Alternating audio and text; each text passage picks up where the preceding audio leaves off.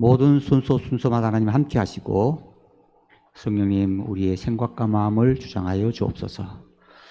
감사하며 거룩하신 예수님 이름으로 기도합니다. 아멘.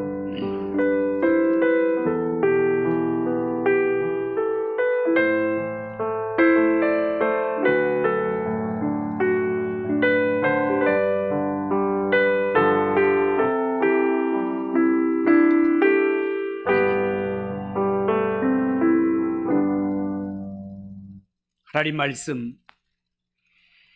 창세기 12장 1절에서 3절입니다.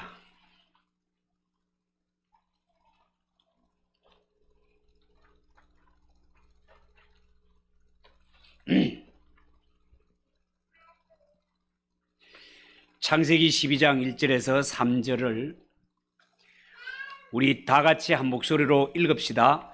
여호와께서 아브라함에게 이르시되 너는 너의 고향과 친척과 아비의 집을 떠나 내가 네게 보여줄 땅으로 가라. 내가 너로 큰 민족을 이루고 내게 복을 주어 네 이름을 창대케 하리니 너는 복이 될지라. 너를 축복하는 자에게는 내가 복을 내리고 너를 저주하는 자에게는 내가 저주하리니 땅의 모든 족속이 너로 말미암아 복을 얻을 것이라 하신지라. 아멘. 이 시간 우리 오승환 목사님, 선교사님 나오셔서 나는 누구 여긴 왜? 라는 제목으로 말씀을 전하시겠습니다.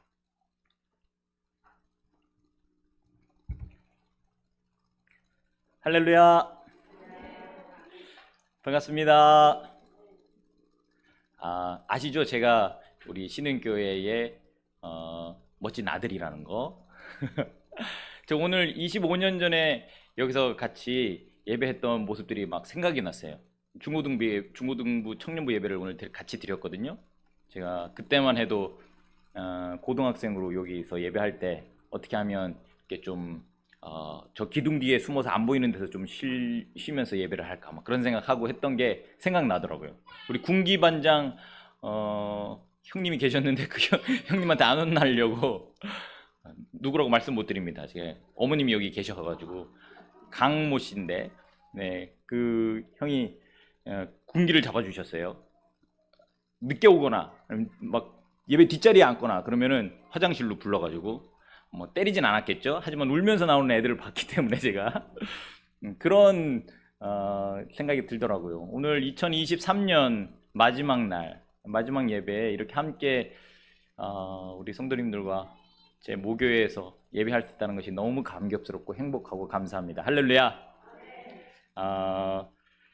제가 계속 우리 신흥교회를 위해서 기도하고 있고요. 우리 레바논과 저희 가정을 위해서 기도해 주시는 성도님들 위해서, 우리 목사님 위해서 같이 기도하고 있으니까 우리 선교 생각나실 때마다 같이 힘내서 동역하시고 기도하고 또 하나님 나라가 이루어지기를 꿈꿨으면 좋겠습니다. 지난 9월에 저희 아내가 갑자기 배가 막 너무 아프다는 거예요. 그래서 병원을 갔는데 병원에서 난소에 큰 혹이 생겼다고 그러더라고요. 갑자기 그게 많이 커져가지고 급하게 좀 수술을 하면 좋겠다고 그렇게 이야기를 들었어요. 그래서 한국에 와서 수술을 언제 해야 될까 생각하고 있는 중에 아시는 것처럼 이스라엘 팔레스타인 전쟁이 터졌습니다. 레바논은 이스라엘이랑 바로 붙어 있는, 바로 위에 있는 나라예요. 그래서 이 레바논도 이 전쟁에 직접적인 연관이 있는 그런 상태거든요. 그래서 대사관에서 각 교민들 대표를 불러가지고 이제 지금 상황을 얘기를 해주고 그리고 되도록이면 출국을 공고하고 그런 시간을 가졌어요. 안전간담회에서. 그래서 이제 저희도 수술을 날짜를 좀 앞당겨서 지난 10월 20일에 저희가 다시 한국으로 돌아왔고 그래 10월에 수술을 받은 다음에 이제 다시 다음 달이라고 해도 이제 일주일 후입니다. 1월 9일에 다시 저희가 출국을 해요. 레바논으로. 네.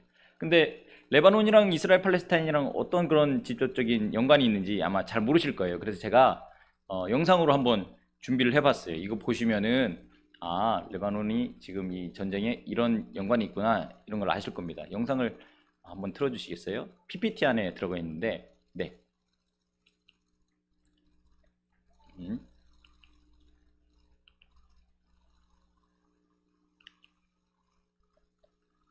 잠시만요. 예. 이스라엘 더 큰 상대는 하마스가 아닌 헤즈볼라일까요? 현지 시간 12일 하마스의 배후로 지목되고 있는 이란의 외무장관이 레바논에 도착했는데요. 이스라엘이 계속 가자 지구를 공격할 경우 또 다른 전선이 형성될 수 있다고 경고했습니다. 주요 외신은 이를 두고 헤즈볼라의 공식 참전을 경고한 것이라고 분석하고 있습니다. 헤즈볼라는 레바논에서 활동하는 무장 정파로 하마스와 함께 이란의 지원을 받는 것으로 알려졌습니다. 하마스와는 비교도 안 될 만큼 강한 군사력을 보유하고 있다는 평가를 받는데요. 헤즈볼라 측이 2년 전 밝힌 바로는 10만 명의 훈련된 전사들이 있다고 하고 로켓포만 해도 15만 기에 이른다고 합니다. 레바논 정부의 군대보다도 강하다는 게 중론이죠. 2006년에는 이스라엘과 한 달여간 전쟁을 벌였는데 이스라엘이 헤즈볼라 소탕에 실패하기도 했습니다. 지난 7월에는 헤즈볼라의 지도자 하산 나스랄라가 이스라엘에 빼앗긴 알-가자르 마을을 되찾겠다고 TV 연설로 직접 밝히기도 했습니다. يجب أن يكون الموقف اللبناني حاسما. هذه عود لبنانية وبيوت لبنانية ويجب أن تعود إلى لبنان بلا قيد وبلا شرط ويجب العمل على تحقيقها. مسؤولية الدولة، مسؤولية الشعب، مسؤولية المقاومة. 이스라엘과 하마스의 교전이 시작된 지난 7일 이후 헤즈볼라의 근거지인 레바논 남부에서 이스라엘을 향해 로켓포가 발사됐고 이스라엘이 대응 폭격을 하면서 전면전이 벌어질 위험은 더 커졌는데요. 헤즈볼라가 본격적으로 전쟁에 뛰어들 경우 헤즈볼라의 동맹으로 알려진 이란과 러시아, 시리아까지 줄줄이 개입하면서 전쟁이 중동 전체로 확산되는 위기가 닥칠 수도 있다고 전문가들은 경고하고 있습니다. 네, 그래서 저희가 잠깐 한국으로 나왔다가 다시 이제 9일에 말씀드렸던 것처럼 들어가게 되는데요.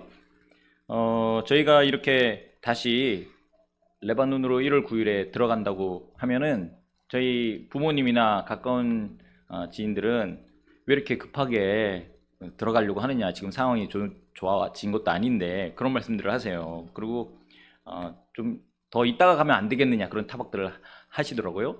그래서 하루는 저도 한번 왜 우리가 이렇게 급하게 그래 들어가려고 할까, 들어가고 싶을까 이런 생각을 했어요. 이제는 이제 집이 레바논에 있으니까 저희 집이 한국에는 없잖아요. 처가댁이랑 점촌이랑 지금 왔다 갔다 하고 있는데 그래서 불편해서 그런 걸까 생각했는데 그런 것 같진 않아요. 제가 이참에 정리를 하고 한국으로 들어오고 싶다 생각이 들 만큼 한국이 좋죠. 지금 당장 유진이를 데리고 다시 저기 레바논으로 들어가는 게 걱정이 제가 솔직히 되긴 하거든요. 근데 그러면 왜 그렇게 가고 싶을까 하는 것은 사실 오늘 제가 나누려고 하는 말씀과 직접적인 연관이 있다고밖에 말씀을 드릴 수가 없겠습니다. 오늘 설교 제목이 뭐냐면요. PPT 좀 틀어주시겠어요? 오늘 설교 제목이 나는 누구, 여긴 왜?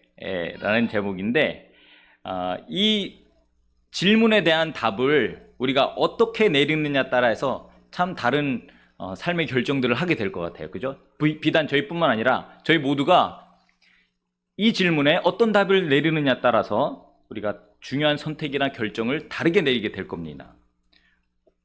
난 누구? 여긴 왜? 오늘 이 자리에서 함께 예배하는 저와 여러분은 과연 누구이며 또 우리 무엇을 위해서 이 땅에서 살아가는 걸까요?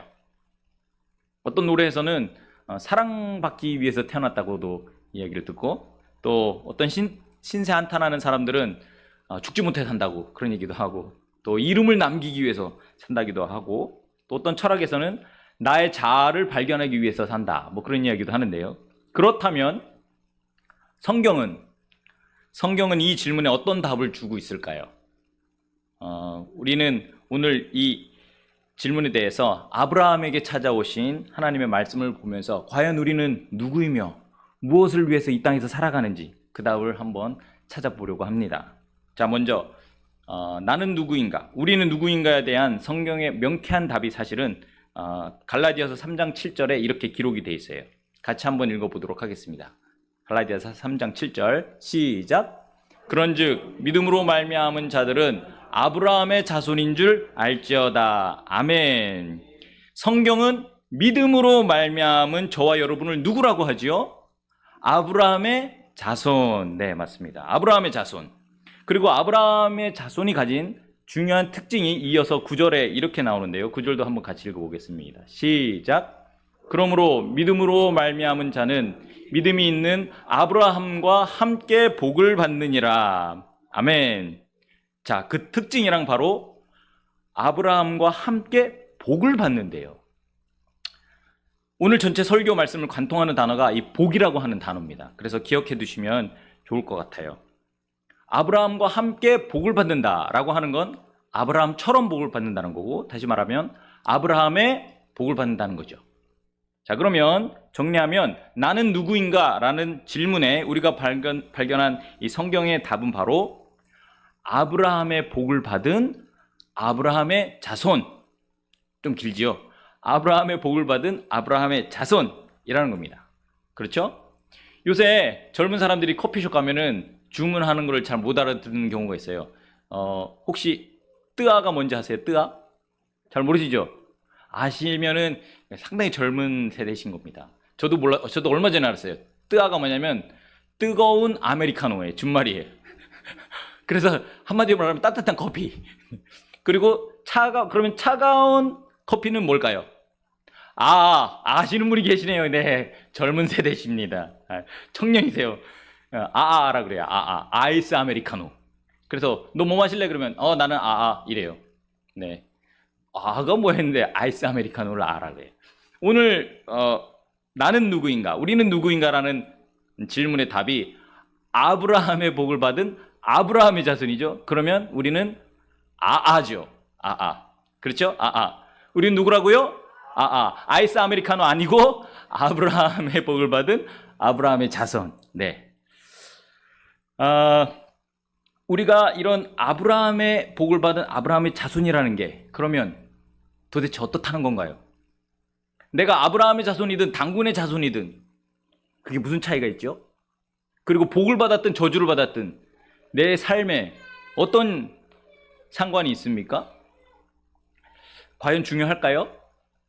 자, 한번 아브라함 이야기를 같이 들여다보면서 그 답을 발견해 보려고 하는데요. 특별히 아브라함 이야기의 배경이 되는 창세기 11장까지의 내용을 복이라는 주제와 함께 보면 좀 더 분명하게 와닿게 됩니다. 한번 들어보세요.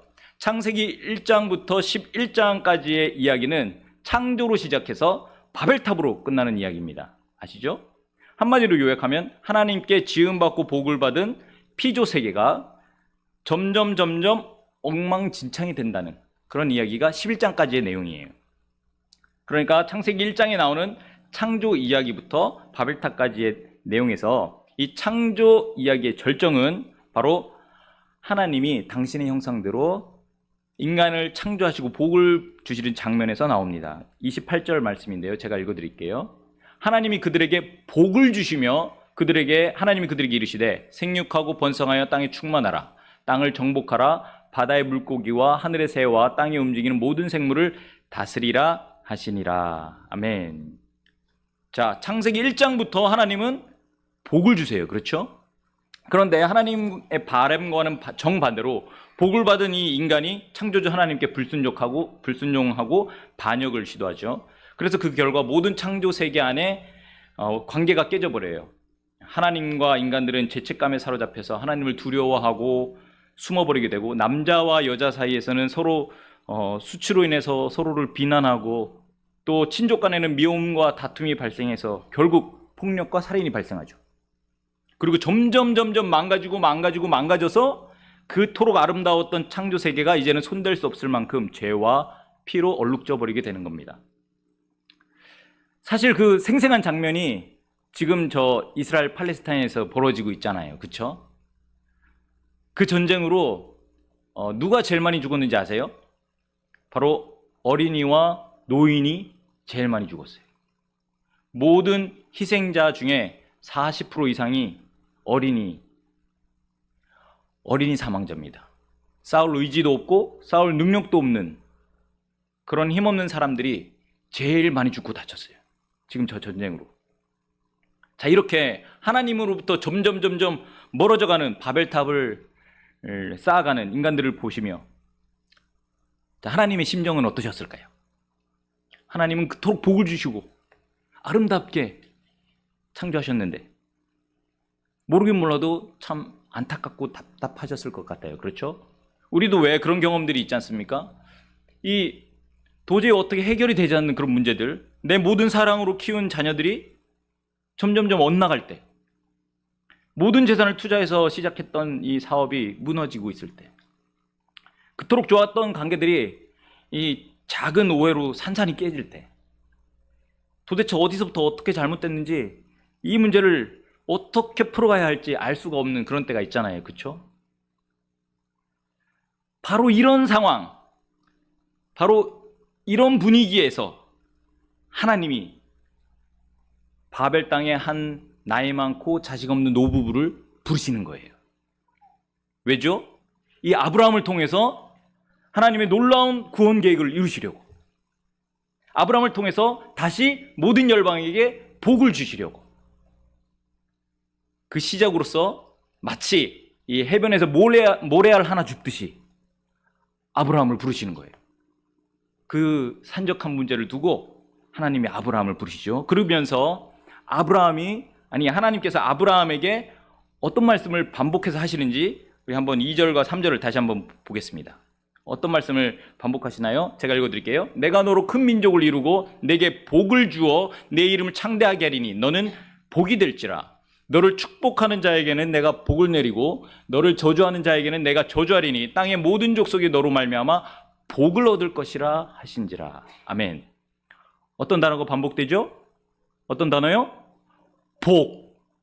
복입니다. 자, 이 복이란 창조의 시작부터 말씀하셨던 바로 그 복이에요. 그렇다면 이제 이 아브라함의 복에 담긴 의미가 좀 더 와닿죠. 뭐냐면 죄로 망가져버린 세상을 향한 하나님의 해법이자 창조로부터 지금까지 변하지 않는 하나님의 계획인 것입니다. 저와 여러분을 향한 하나님의 계획, 창조로부터 변하지 않는 그 계획. 자, 그렇다면 아브라함의 자손으로서 아브라함의 복을 받은 저와 여러분 역시 이 망가진 세상에서, 그 세상 속에서 그 복을 받아 살아가는 사람들인 거죠. 할렐루야.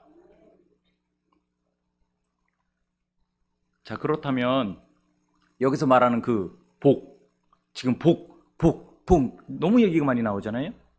그 복이 도대체 뭡니까? 세상 사람들도 복 너무 많이 얘기하는데, 그렇죠? 그 복이 뭘까요? 하나님이 주시기 원하신다는 복, 하나님이 계획하신다는 그 복. 어떤 사람은 돈벼락 맞는 복 이야기합니다. 어떤 사람은 죽어서 천당 가는 복만 이야기합니다.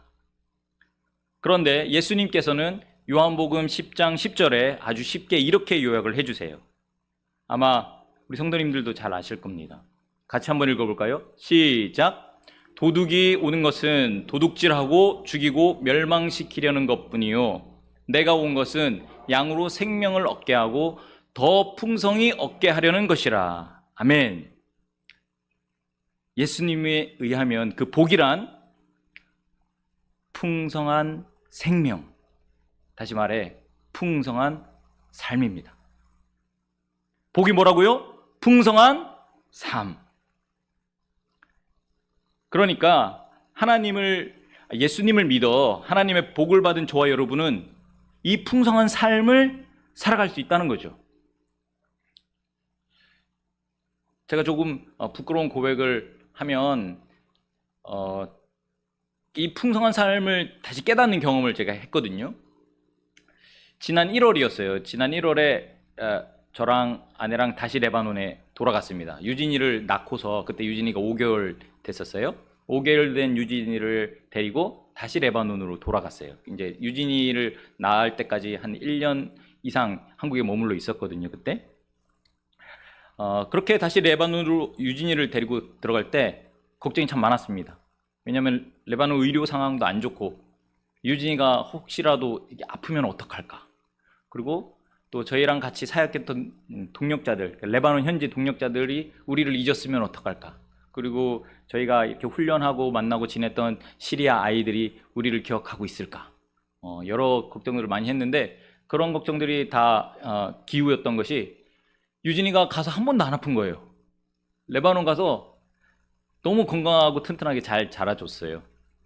되려 한국에 돌아왔는데 독감이 걸려가지고 막 39.9도까지 40도까지 올라왔었어요. 그래서 걱정했는데 레바논에서는 안 아팠어요. 너무 감사한 일이죠. 그리고 또 우리 동역자들이 저희를 마치 어제 만났던 것처럼 막 반겨주고, 그리고 시리아 아이들이, 특별히 시리아 아이들이요, 저희가 가기 전에 이 모임들을 가졌다가 후속 모임을 제가 못 만들고 그냥 나왔어요. 그랬는데 다시 돌아왔더니 저희 레바논 청년들, 그러니까 레바논 교회에서 저희가 같이 사역을 하고 있거든요. 레바논 청년들이 시리아 아이들과 토요일마다 만남을 가지고 있더라고요. 모임을 하고 있어요. 그래서 저희 뭐 태권도 교실이나 영어 교실이나 뭐 아이들이랑 만나서 놀이했던 그런 나왔던 아이들이 그대로 그 토요일 모임에 오더라고요. 그래서 제가 그런 모임이 있는지도 모르고 토요일 날 교회를 갔는데 청년들 만나러 갔더니 그 청년들이 너무 기특하게 이 시리아 아이들을 데리고 그 전에 하지 않았던 저희만 했었는데 저희가 했던 사역들을 이어서 하고 있더라고요. 너무 감사했어요. 야, 이렇게 열매가 이어지는가. 너무 감사하다. 그랬는데요. 문제는 엉뚱한 곳에서 터졌어요. 저랑 저희 아내가 42에 유진이가 생겼거든요. 40대의 이 초보 엄마 아빠가 서로 팍 터지게 이제 싸우기 시작하는 거예요. 저희가 생각했던 육아의 그 난이도와 실제 육아의 난이도가 이 차이가 많았던 거죠. 저희가 물론 이제 친구들도 그렇고 뭐 후배들도 그렇고 저희가 애 키우는 집 많이 봤거든요. 이렇게 힘든 줄 몰랐어요. 이렇게 힘든 줄 몰랐어요. 정말로. 저희가 그래도 나름 사이가 좋았답니다. 그리고 어디 가서 인꼬 부부라고 말하기엔 조금 부끄럽지만, 네, 제가 다른 교회에서 사역할 때 청년들이 저희 보고 막, 목사님, 저희는 목사님 같은 가정을 이루고 싶어요. 막 그랬단 말이에요. 그리고 제가 막, 하나님 나라는 가정에서 일어나야 된다. 막 그렇게 막 가르치고 그랬어요. 네, 천국 가정이 돼야 돼. 막 그랬단 말이에요. 저희가 나름 그렇게 좀 관계가 좋았단 말이죠. 그랬는데 거기 가서 이제 도와주는 사람도 없죠. 같이 매일매일 예배하던 것도 잘 못하죠. 그리고 유진이 때문에 특히 잠을 또 서로 많이 못 자잖아요. 저도 아내도 잠이 되게 중요한 사람들인데 잠을 많이 못 자고 그러니까요. 계속 이게 싸우게 되더라고요. 조금씩 서로의 밑바닥을 보는 거예요. 날이 갈수록 원성이 높아지고, 예전에는 저희가 아무리 싸워도 그 냉랭한 분위기가 반나절을 넘지가 않았어요. 그랬는데 몇 날 며칠이 가도 해결이 안 되는 거예요. 서로 또 얘기를 하려고 하면 더 싸우고. 그래서 이제 그래, 차라리 거리를 두자. 좀 그냥 평행선을 그리는 게 차라리 낫겠다. 그런 생각까지 하게 된 거죠. 하루는 아내가 그러더라고요. 자기는 혼자 있으면 요새 쌍욕이 나온대요. 저희 아내가 그런 사람이 아니에요. 이렇게 막 쌍욕하는 사람이 아니에요. 아주 고상한 사람입니다. 근데 사실 저도 그랬어요. 저도 막 운전하고 가면서 막 소리 지르고 그랬어요. 막 소리 지르고. 너무 답답하고 너무 힘들어서 이 문제를 도대체 어떻게 풀어야 될까? 그러다가 이제 도저히 안 돼서 우리 둘로만은 이 부부 갈등이 해결이 잘 안 된다. 부끄럽지만 부부 상담을 좀 받아야 되겠다. 외부의 도움을 받아서 해결하자. 이제 그런 얘기를 하고 부부 상담을 받기로 했습니다. 그러던 중에 제가 선교와 관련된 책을 하나 읽었어요. 하나님 백성의 선교라는 책인데, 그 책에 이 아브라함의 복에 대한 이야기가 나오는 거예요. 그러면서 제가 그 책을 읽으면서 페이지가 안 넘어가는 거죠. 그래, 내가 이 복을 받아서, 아브라함의 복을 받아서 축복의 통로가 되려고 이렇게 선교지까지 왔는데 나는 왜 이렇게 하루하루가 지옥 같지? 왜 이렇게 복을 못 누리고 살지? 그런 생각이 딱 드는 거죠. 그리고 그 다음 페이지를 넘겼는데 아니죠. 그러고는 내가 도대체 어떤 복을 누리면 요즘에 살고 있는 거지? 하면서 눈을 감는데, 사실은 눈을 감자마자 막 이것저것들이 바로 떠올랐어요. 왜 그러냐면 제가 아시는 것처럼 결혼 전부터, 청년 시절부터 선교사가 되고 싶었잖아요. 그죠? 그래서 제가 막 단기 선교 파송 예배도 받고 그랬잖아요. 우리 교회에서. 그때 팔레스타인 간다고 다들 말리시긴 하셨지만 이보영 목사님도 말리셨습니다. 아니, 신학도 안 하고 결혼도 안 하고 후원도 안 되는데 거기 가면 어떡하느냐고. 근데 제가 그때 막 선교에 미쳐가지고 아무 얘기도 안 듣고 막 나갔었거든요. 그랬다가 1년 만에 아파서 돌아와가지고 저기 안동병원에 입원해 있었고 막 그랬는데, 그러고서 제가 신앙을 했던 거거든요. 그래서 선교사가 되고 싶은 꿈이 오래전부터 있었는데, 제가 지금 아주 건강한 파송 단체 소속의 선교사로 레바논으로 나와 있고, 우리 풍족하진 않지만 신흥교회와 같이 건강한 교회에서 저와 가정을 레바논을 위해서 같이 기도해주고 후원해주고, 그리고 좋은 현지 동력자들도 만났고요. 12년 만에 유진이 생겨가지고 귀여운 아들, 그리고 지혜롭고 사랑스러운 아내랑 같이 살아가고 있는데, 도대체 뭐가 부족할까 싶을 만큼 저는 복에 둘러싸여 있는데 저는 그 복을 누릴 수가 없더라고요. 그냥 하루하루가 지옥인 거예요. 그러면서 나는 왜 이렇게 복을 누릴 수가 없는가 생각을 할 때, 제가 그 책에서 이런 대목을 읽게 됐습니다. 한번 들어보세요. 순종은 복의 영역 안에 살면서 그 복을 누리는 방법이다. 순종은 복을 얻거나 받을 자격을 갖추는 방법이 결코 아니다. 구원은 이미 성취되었다. 하지만 그들이 구원의 유익을 계속 누리기 위해서는 순종이 필요했다. 첫 번째 문장을 다시 읽어드릴게요. 순종은 복의 영역 안에 살면서 그 복을 누리는 방법이다. 이때 제가 깨닫는 바가 있었습니다. 내가 그토록 복에 둘러싸여 있는데도 불구하고 복을 누리며 살지 못하고 있는 이유는 내가 순종하지 않고 있구나. 불순종하고 있구나. 그러면 무엇을 불순종하고 있는가? 내가 우리 가정의 주인이 하나님이라고 이야기하지만 말로만 그렇게 이야기하고 있었구나. 그래서 제가 먼저 그동안 이 가정의 문제를 두고 하나님 앞에 깊이 기도하지 못했던 것을 먼저 회개했습니다. 그리고 가정 예배를 소홀히 했던 것을 회개했고요. 또 아내를 사랑하지 않고 용서하지 않으려고 했던 제 마음을 회개했어요. 그건 분명히 죄잖아요. 그리고 또 제가 복의 사람인 것을 망각하고 신세 한탄만 하고 있었던 그런 모습을 하나님 앞에 회개했어요. 그리고 이제 아내한테로 갔죠. 아내한테 가서 우리가 부부 상담을 하기로 했는데 우리가 한 달만 미루자. 딱 한 달 동안만 유진이를 재우고 나면 우리가 아무리 바쁜 일이 있어도 같이 말씀을 좀 읽자. 말씀을 묵상을 하자. 그럼 묵상을 해서 나누는 시간을 갖자. 제가 그렇게 얘기를 했어요.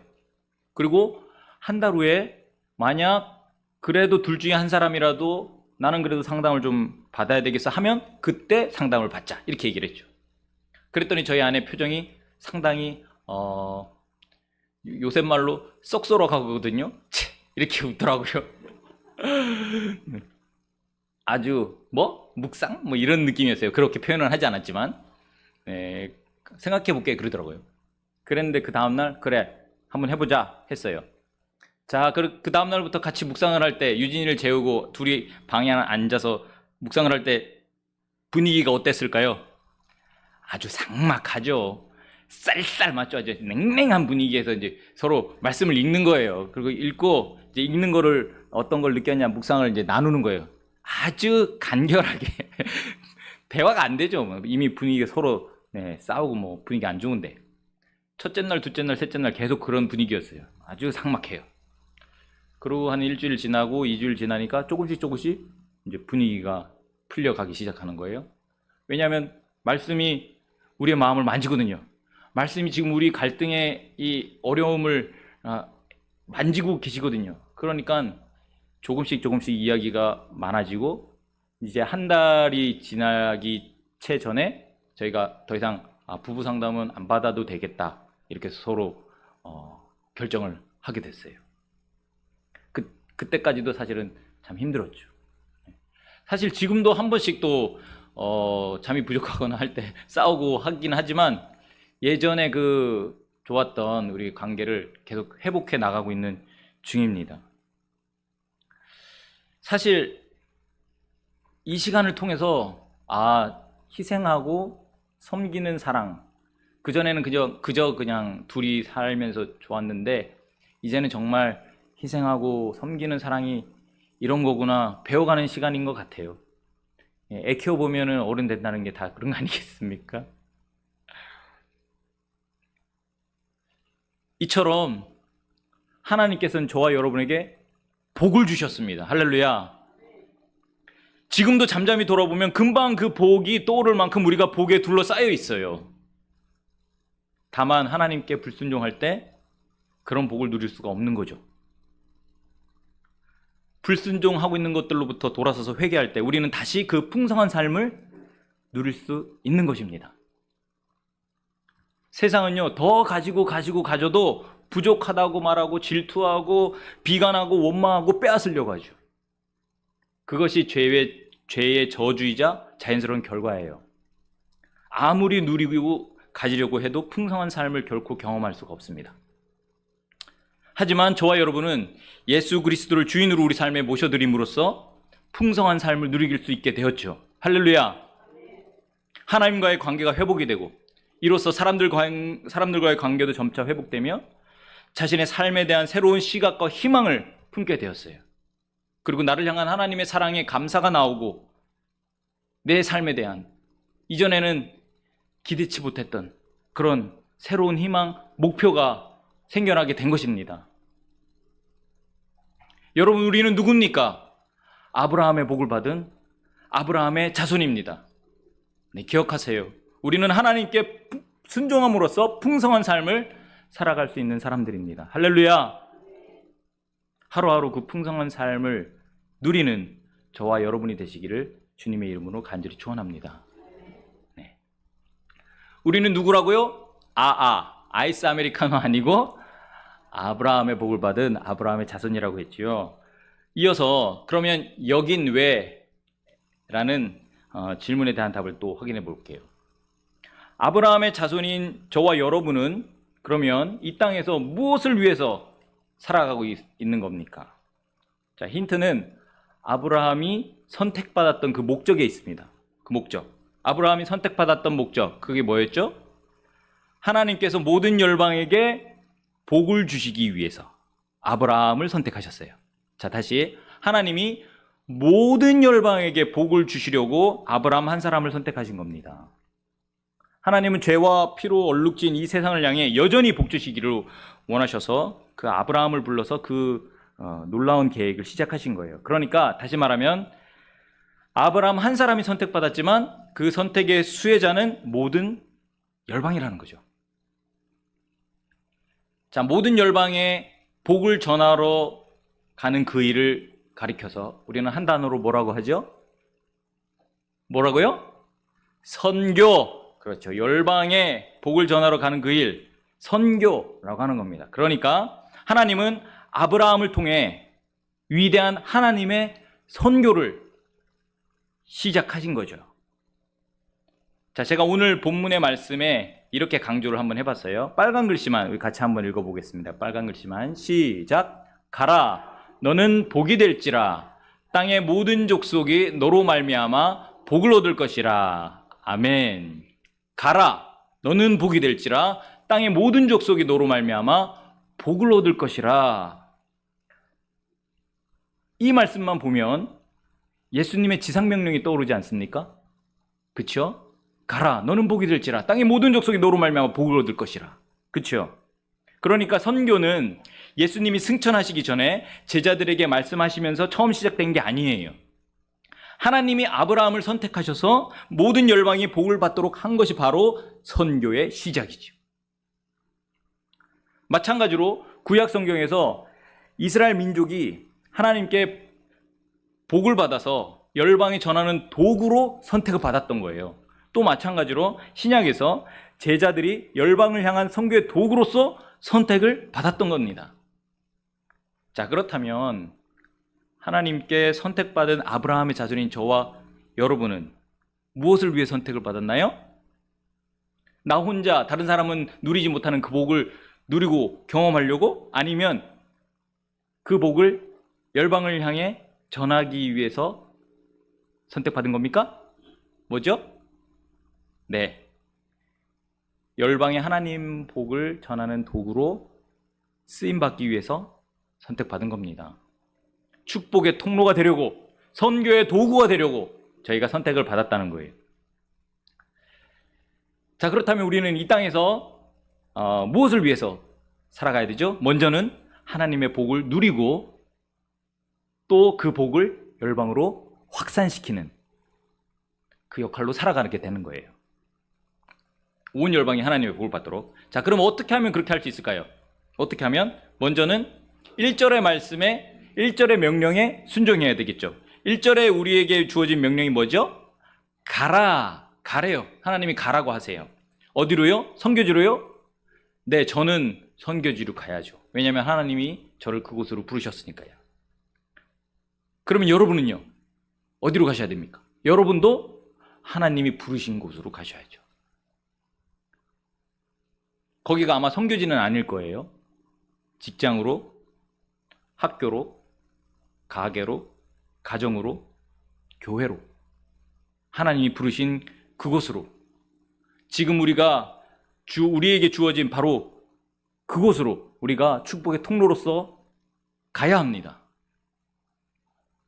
우리가 바로 축복의 통로로서 살아가야 할 선교지는 지금 우리가 살아가는 바로 그곳이라는 거예요. 학교, 가정, 직장. 제가 아는 한 집사님은요, 막 선교에 대한 열정이 엄청 뜨거운 분이셨어요. 예, 그래서 매년 그 집사님의 교회에서 1년에 한 번씩 가는 선교를 한 번도 빠진 적이 없어요. 열흘간 가는데 레바논으로 이 팀이 한 번 왔었거든요. 그래서 이제 그 집사님을 만나서 알게 됐죠. 근데 그 집사님이 저한테 그런 얘기를 해주시더라고요. 너무 멋진 얘기였어요. 선교사님, 저는 이 열흘을 위해서 1년을 준비합니다.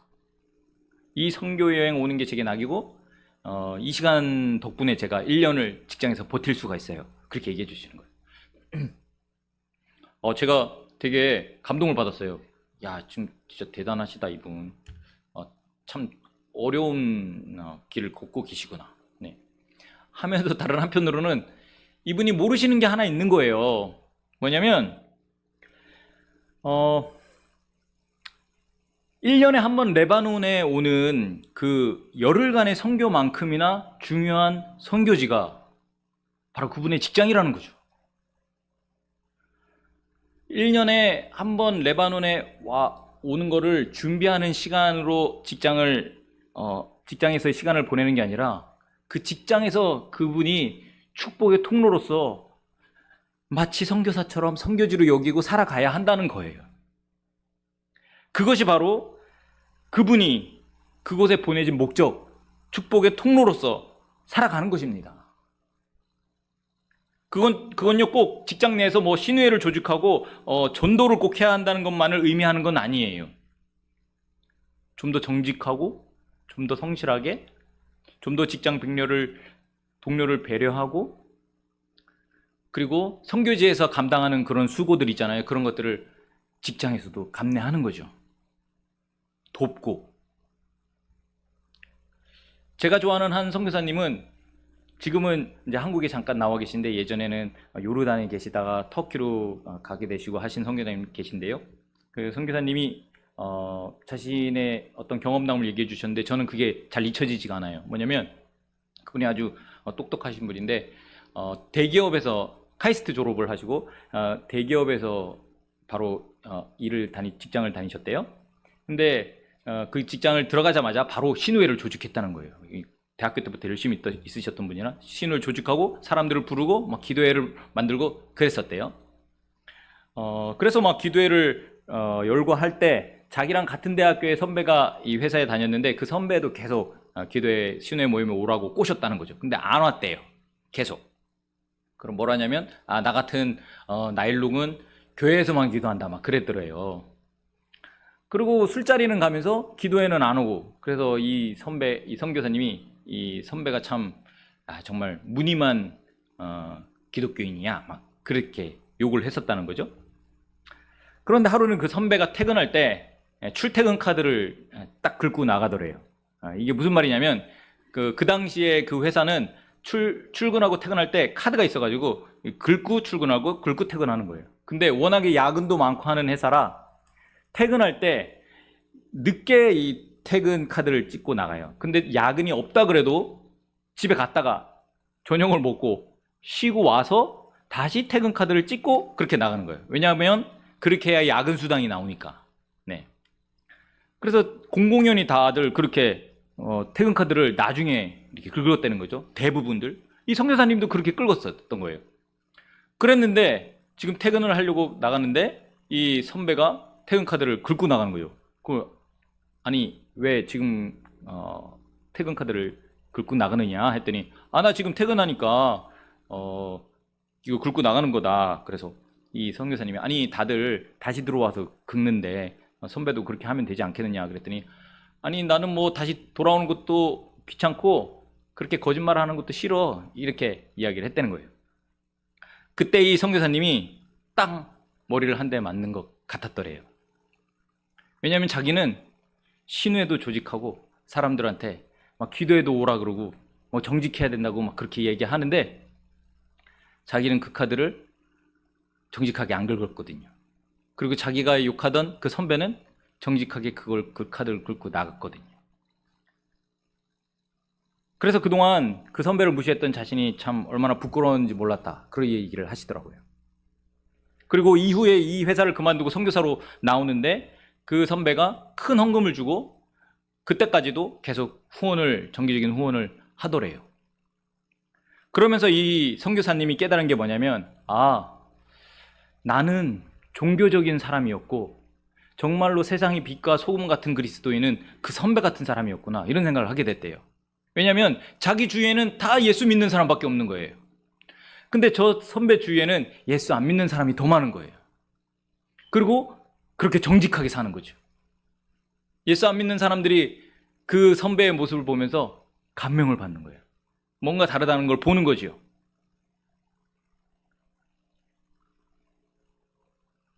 그 이야기가 저도 지금까지 잊혀지지가 않아요.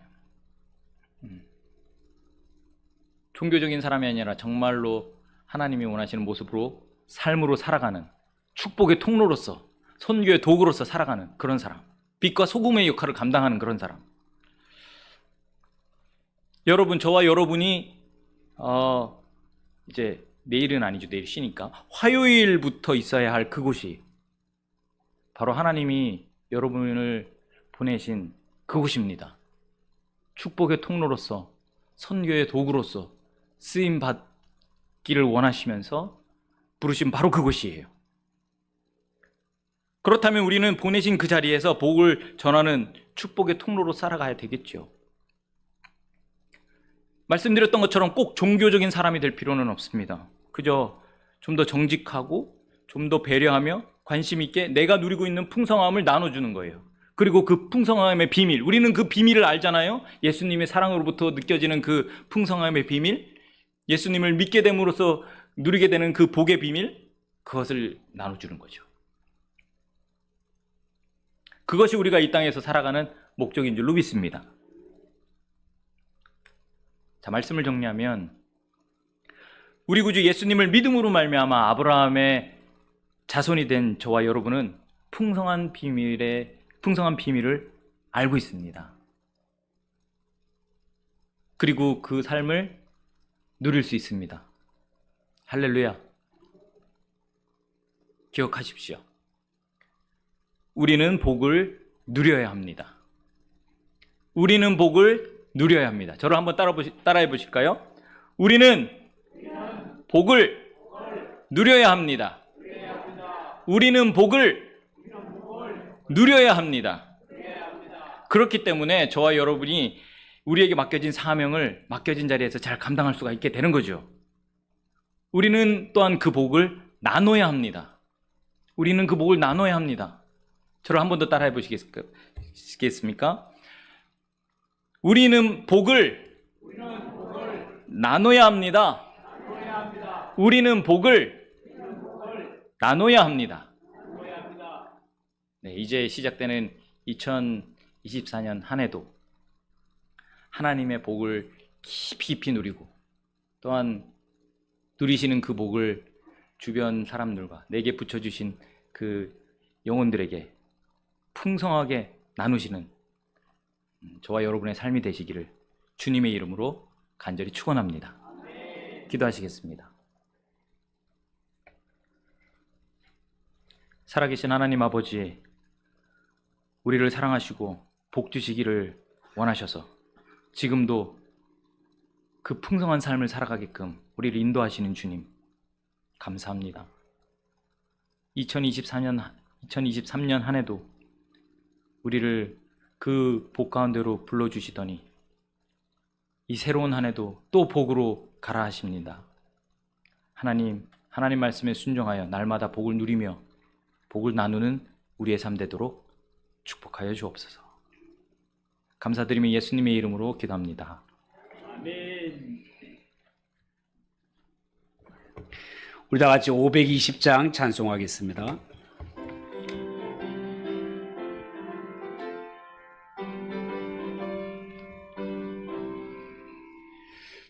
듣는 사람마다 복음 전하여 복스러운 소식 두루 퍼치세. 모든 사람에게 전할 소식은 어느 누구나 오라. 어느 누구나 주께 나오라. 어서 와서 주의 말씀 들으라. 하늘아버지가 오라시니 어느 누구나 오라. 오는 사람들은 지체 말고서 문 열었을 때 들어오시오.